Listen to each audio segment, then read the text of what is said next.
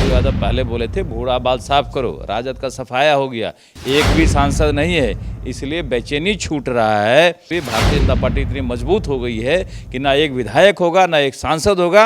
ये राजद का कैसेट बज रहे थे, मनोज झा मुखौटा है और मनोज झा एक मुखौटा के रूप में राजद का कैसेट बजा रहा था।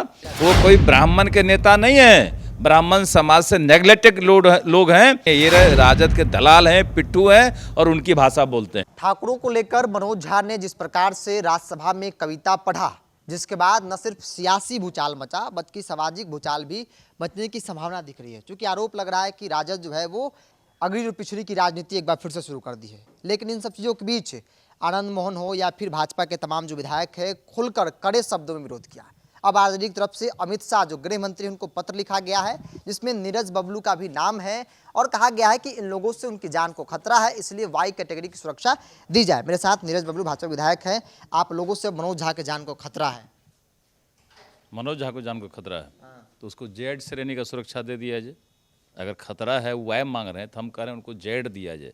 ये राजद का प्री प्लान षड्यंत्र है कि भाई जात से जात को तोड़ो, राजपूत से ब्राह्मण को लड़ाओ, ब्राह्मण से भूमिहार को लड़ाओ, अगड़ा को पिछड़ा से लड़ाओ, पिछड़ा को दलित से लड़ाओ।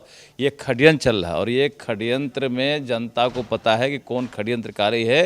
लालू यादव पहले बोले थे बूढ़ा बाल साफ करो, राजद का सफाया हो गया, एक भी सांसद नहीं है, इसलिए बेचैनी छूट रहा है कि आने वाले समय में भी भारतीय जनता पार्टी इतनी मजबूत हो गई है कि ना एक विधायक होगा ना एक सांसद होगा, इसलिए षड्यंत्र कर रहे हैं जात से जात को तोड़ने का।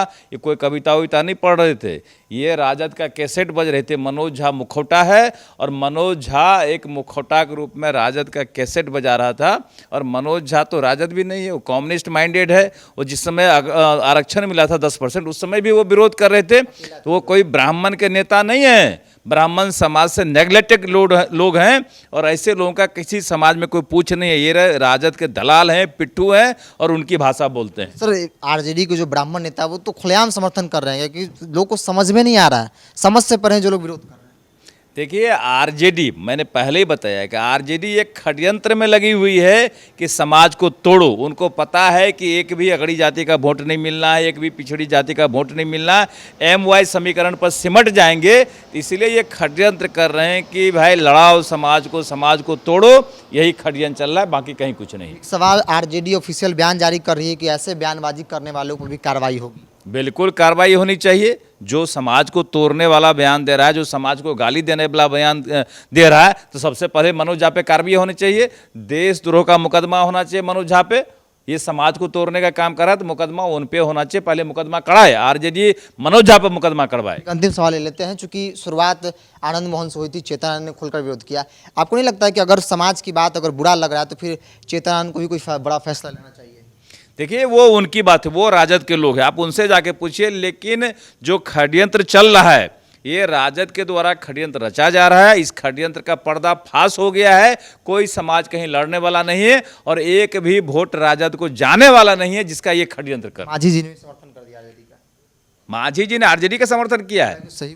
ठीक है, माझी जी की अपने मंशा है कि माझी जी क्या कर रहे हैं। मैं सीधे तौर पर बता रहा हूँ कि आरजेडी का षड्यंत्र है। चलिए, आरजेडी का षड्यंत्र है जो कि सफल नहीं होने वाला। जो मानसिकता है आरजेडी की, जैसा कि आरोप लगाया जा रहा है कि एक बार फिर से अगड़ी और पिछड़ी की राजनीति जो लालू प्रसाद यादव के ज़माने में होती थी, वो एक बार फिर से शुरू हो गई है। वक्त बदला है, लीडरशिप आज भी वही है। बेशक Tejashwi Yadav A to Z की बात करते हो, लेकिन जिस प्रकार से बयानबाजी हो रही है वो सवालों के घेरे में है।